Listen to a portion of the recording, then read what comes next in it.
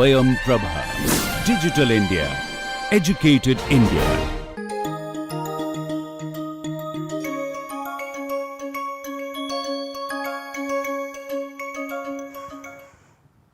Hello and welcome to the next lecture in the course on Introduction to Computer and Network Performance Analysis using Queuing Systems.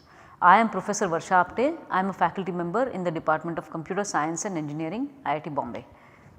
So, we are going to talk about what are called Jackson open queuing networks today, which are basically queuing networks with branching and feedback. Last time we had studied only tandem queuing networks. Today we are going to study these kind of generalized queuing networks. So, what do we have in these general queuing networks? We have multiple queuing stations. As you can see, this is S1, S2, S3, these are multiple queuing station, and requests can go from one station which we sometimes also call node and station I will use interchangeably, to another with some probability.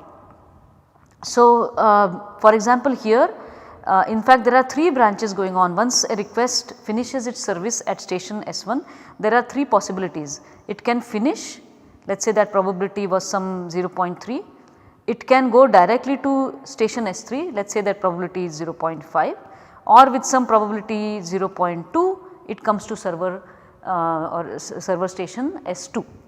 So, this is the branching that can happen. Furthermore, there can be this feedback, which is that after it received service at S1, suppose it took this branch and went to station S3, it may need one more service at server S1 and it is coming back there. So, that is called feedback. So, what are the applications under which this is possible? We had discussed this in last lecture also. For example, threads may visit CPU or IO multiple times, threads or processes. Certainly a process will not visit the CPU only once and the IO only once, it may have multiple bursts of CPU and IO. This is how interactive processes are, and it may need to, suppose this is CPU and this is IO. Let us say this server is not there, this is just CPU and IO. This is a typical visiting routine that any process does, some CPU, some IO, some CPU, some IO. Then a typical web application, again let us say now we can actually have a third server here. Let us say this is not a CPU or IO, but some web server, then some database server, this could be some authentication server.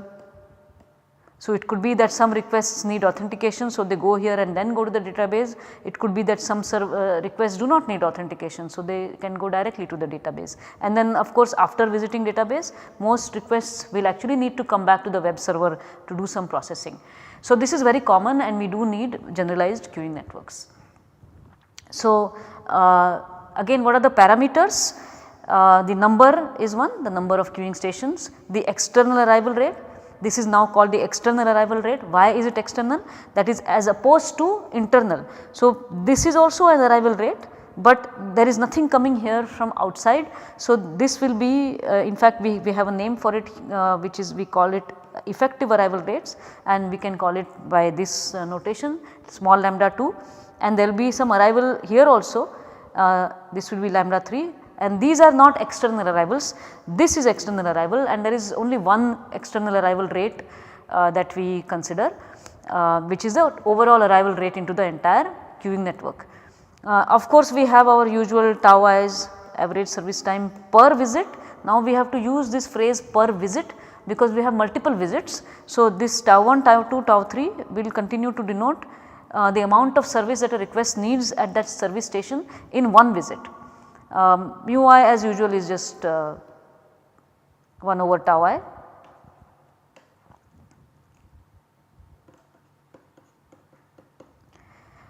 Ci is the number of servers at station I. Generally speaking, in the next in the remaining lecture in this course for queuing networks, we are only going to deal with examples with single servers, but actually the general Jackson queuing network theorem does apply to multiple servers. This Vi is a very important new parameter for open queuing networks. This is the average number of visits to station I before departure. Okay. So, without this we cannot really analyze or understand the queuing network and its throughputs and utilizations and response times and so on. Because once we are talking about some request visiting a server multiple times, we need to know how many times it did. So, for example, we know that server 1, there is feedback here, server 1 is obviously going to be visited more than once, because every request that comes from outside visits server 1 once, and then there is some probability that it goes, of course after one visit itself it can go, but there is a very good probability that they may come back. There is a non-zero probability that they may come back, and then the average will actually end up being greater than 1. Okay. The average number of visits that you do to S1 will end up being greater than 1, and we need to know that number. So, this is an input to the queuing network description, actually this di is not a direct parameter, it is a parameter that is dependent on Vi and tau I. This is called service demand. This is a very new important term you have to learn, service demand.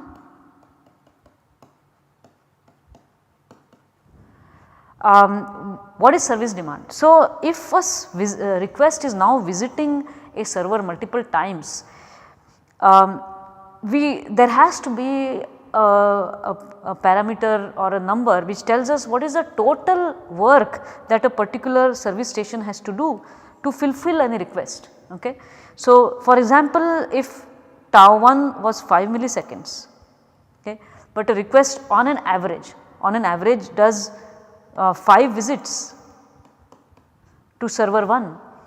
The total amount of work that the server 1 has to do to fulfill one request on an average is 25 milliseconds, right. So, it is kind of intuitive that we need to know this number to be able to figure out what the utilization of this server is going to be, what the maximum throughput of this server can be, and so on. Okay. So, this is an important number. So, now that we saw the parameters of open queuing networks, as usual let us look at metrics. Okay. So, this is the entire table of metrics. System throughput, we have seen this in the tandem queuing network, it has the same meaning. There is an entry, the only difference is now the requests will visit the various servers of the network multiple times, the queuing network multiple times, but they will be at some point of time they will be done. So, the rate at which they are completed is the system throughput, lambda sys. System response time, again the definition is the same, time from entry, right, that is where the request will start and then they will exit. Suppose this was time t1 and this was time t2, then basically R sys is t2 minus t1. Okay. So, that is the total time required for requests to complete their multiple visits, get their service and leave the system. Throughput of station I continues to be the same again. So, for example, throughput of server S1 is capital lambda 1. Here we have throughput of server S2 as capital lambda 2, throughput of server S3 as capital lambda 3. This will be different from the system throughput.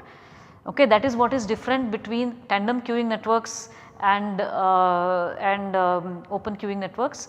The system throughput will be determined by request completion rate, and the server throughput, per node throughput or station throughput will be determined by how many times a request visits that server. So, we will see all of this.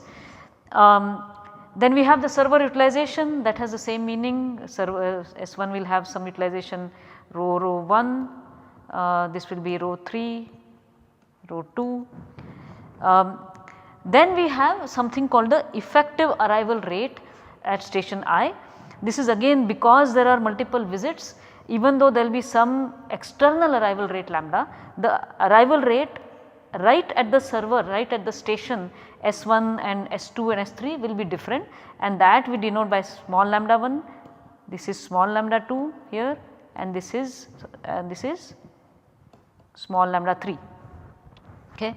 And it is kind of intuitive that this arrival rate here is going to be nothing but overall arrival rate, external arrival rate multiplied by the number of visits here, right. So, we will see these examples, but a quick example is if let us say 10 requests per second are coming to the system, and for example each request visits server S1 twice, obviously we are going to get 20 requests per second here, right, 20 requests per second. So, that is how it works. RI, WI, NI, QI have the usual meanings. Response R1 for example will be the whole response time here, W1 will be just the waiting time. Then we have correspondingly the queue length and the number of customers at server S1, similarly for S2 and S3. So, let us start calculating them. Let us start with system throughput as usual. Throughput is always the easiest one to reason about. Okay. Again let us first define bottleneck throughput, and then of course the server that is going to be the bottleneck is going to be the bottleneck server. Okay. So, bottleneck throughput for queuing networks with branching and feedback has to depend on the service demand. Okay. The bottleneck throughput is going to be determined by the service demand, not the service time. So, we first define the bottleneck service demand, which is basically this number of visits multiplied by per visit service time. You take the maximum of that, and that is D sub B is going to be your bottleneck service demand. And that you know that the server which has to do the most work per request across all the visits, it has to do the most work per request, that is going to be the bottleneck server, right. That is going to be the one that determines the overall output, maximum output capacity of the queuing network. So, the bottleneck server SB is the server with the maximum service demand, which is that DB, and then bottleneck throughput is nothing but 1 over dB, right. So, if a server needs to do some 50 milliseconds of total work for a, so let us say dB is equal to 50 milliseconds, then we know that this system cannot produce more than 20 requests per second, right. It just cannot happen. So, that is what the bottleneck throughput is. So, let us further high load asymptote, what happens as lambda starts going to infinity. Okay. Of course, the system throughput is going to converge to the bottleneck throughput. The system cannot do more than its slowest server can. Okay. The slowest server, the slowest station is going to be determining what the system as a whole can do. So, system throughput converges to bottleneck throughput, but in general what we have is the system throughput is going to be equal to minimum of the external arrival rate and the bottleneck throughput, right. So, this is similar to how we had lambda was minimum of small lambda and C mu, right, recall for single node, this is what we had. Now, the C mu here is, C mu was basically the maximum that a single node with C servers could do. Here that maximum is determined by this bottleneck service demand and what the reciprocal of that bottleneck service demand is. Okay. Let us take an example, because nothing like an example to reinforce this point. So, suppose this server has 5 milliseconds tau, this is S2 is 10 milliseconds tau and S3 is 4 milliseconds. Okay. Now, we might be tempted to, so clearly mu1 is 200 requests per second, mu2 is 100 requests per second, mu3 is 250 requests per second. Okay. But let us find out. So, here in terms of it looks like the mu2 is the slowest service rate, right, the mu2 is the slowest service rate. But remember that this may not be the bottleneck, because finally because server 2 may not get as many visits. If server 1 gets a lot of visits, then even if it is faster than server 2, it may end up being the bottleneck. Even server 3, if it has it seems to be the fastest, but if it has many more visits done by the request, then it will slow down anyway, that is intuitive, right. So, it really depends on the visits. So, let us take the examples of what the visits are. So, here we are taking V1 is equal to 5, V2 is equal to 2, V3 equal to 3. Now, we will write the service demands. D1 is 5 by 5 multiplied by 5, 25 milliseconds, D2 is 2 multiplied by 10, 20 milliseconds, D3 is 3 multiplied by 4, 12 milliseconds. So, now it is clear that even though server 1 seemed like it has less work per visit than server 2, overall work required to be done by server 1 to fulfill a request is more. 25 is the most, 20 is next, 12 is the least. So, actually bottleneck server is going to be S1 and bottleneck throughput is going to be 1000 by 20, which is 40 requests per second. This is what this system can do. Maximum this can do is 40 requests per second. Okay.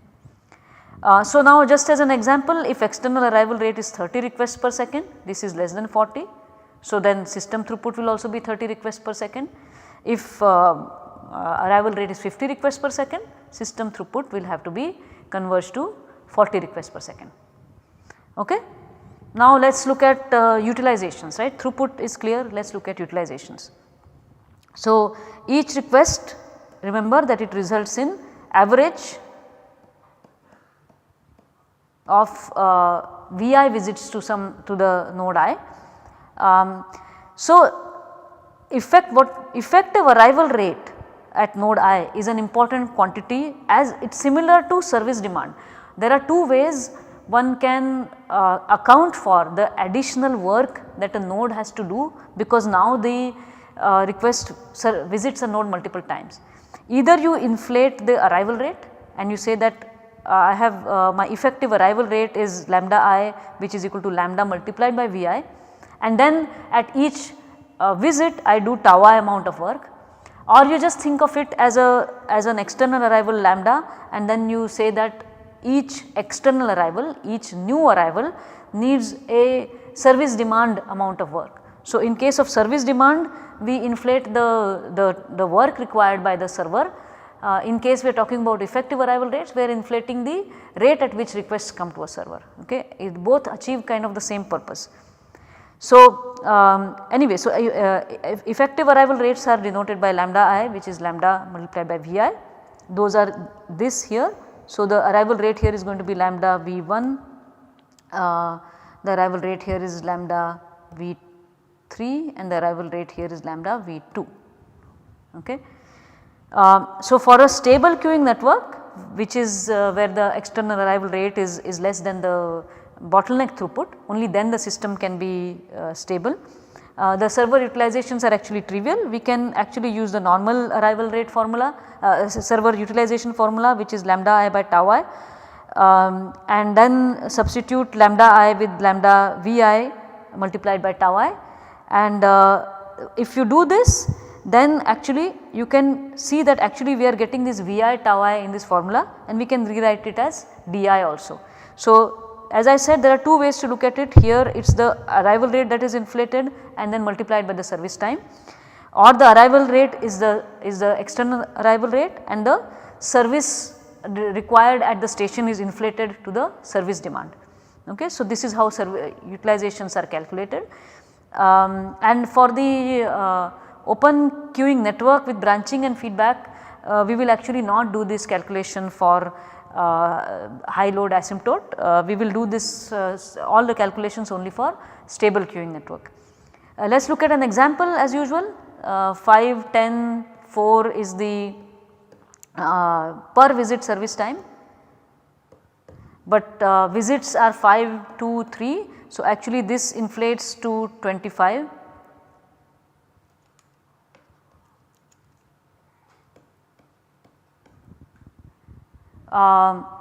This inflates to D2 is 20 and S3 service inflates to 12. Okay. So, that is really what the total is required by each request. Now, let us look at the bottleneck server. Again, this we had done earlier, this is the same example. So, S1 is going to be the bottleneck server, bottleneck throughput is 40 requests per second. We are carrying on the same example. For lambda equal to 30 requests per second, which is less than 40. So, the network is stable. Rho 1 is we can use this formula 30 multiplied by 25 divided by 1000 just to make it because 25 is milliseconds and this is request per second. So, we get 0.75.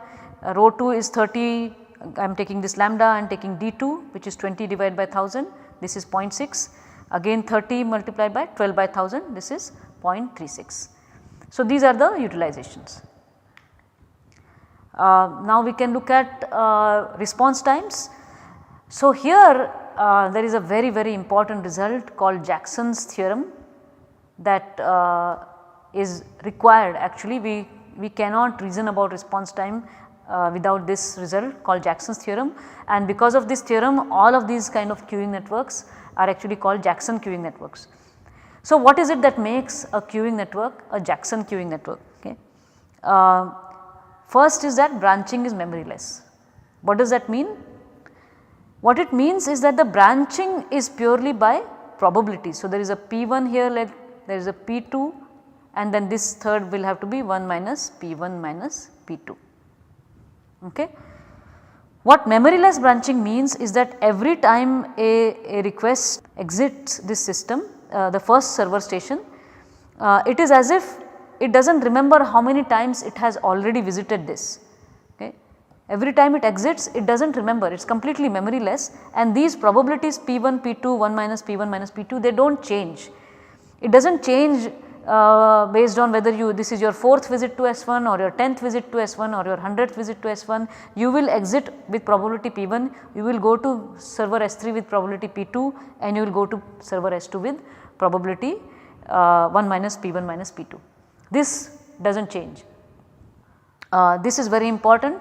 The other assumption is service times are exponential, okay, and external arrivals have to be Poisson with rate lambda. So, why these assumptions are needed? It is for all the mathematical proofs to work out. As usual we are not going to be doing proofs in this class, I am just stating these, but these are important because sometimes this may not be realistic.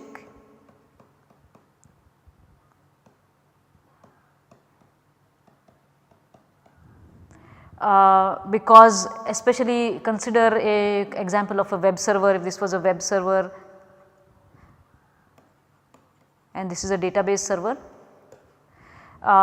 Depending on the code, sometimes the code is very clear that you are visiting, you are making 3 database calls or 2 database calls. So, it is a fixed number of calls. So, once one call is done, then with probability 1, after the first visit to server station S1, with probability 1 you will go to server S3, then after the second visit to web server is done, you will go with probability 1 to server S3, and after the third visit you will not go if exactly 2 database calls are being done by this code. After the third visit P2 is actually 0 and even 1 minus P1 minus P2 is 0. So, this is not actually something that can be captured by a memoryless branching, but nonetheless many realistic systems are random and memoryless branching may actually capture reality.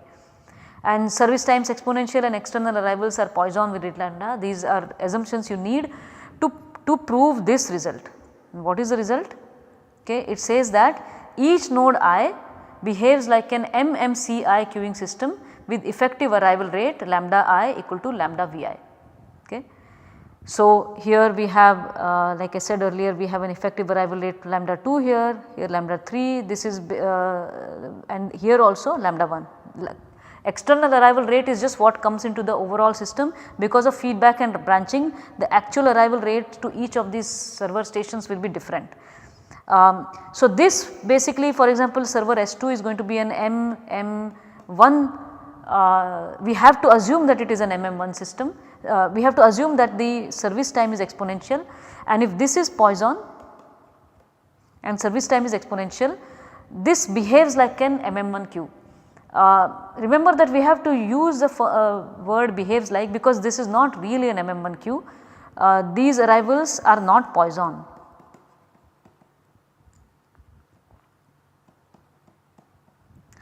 Even then you can use the formulae and the results corresponding to the MMC queues for response times and so on. Okay. So, that is a very useful result, and that allows us to easily calculate metrics of open queuing networks. The other kind of corollary of this theorem is that the queuing network average metrics, especially response time, are same as an equivalent tandem queuing network where the single visit service times are equal to service demands of the original queuing network. Okay. So, what this result says, which is a follow up of Jackson's theorem, that this queuing network is actually equivalent in all ways to this tandem queuing network. So, there is an external arrival rate, then one server with the service demand D1 is going to be equal to V1 tau 1, which is the V1 is of this network, then V2 tau 2 where the V2 is of this network and tau 2 tau 1s and tau 2s, and here also this is equal to V2 tau 3 V3 tau 3 where the V3 is also of this network. So, these two are equivalent, and if these are equivalent, then the response times can also be written as a sum of the response times through this tandem queuing network, which is going to be nothing but summation of I summation over I of di divided by 1 minus rho I. This is just the response time of MM1 queuing system with arrival rate lambda and service time di, right. So, this is a very useful result. So, let us look at an example as earlier. This is again 5, 10, 4, visits are 5, 2, 3, D1 is 25, D2 is 20, D12 is D3 is 12, these are the products 5 multiplied by 5, 2 multiplied by 10 and 3 multiplied by 4. Again we will do all of this only for stable. So, this is less than 40. Remember the bottleneck throughput here is 40. So, this is less than 40 requests per second. The 40 comes from the maximum service demand here, which and the rate is going to be, so this is bottleneck throughput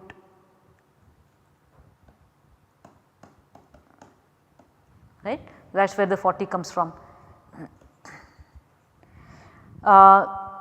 The utilizations we had calculated earlier itself 0.75, 0.6, 0.36.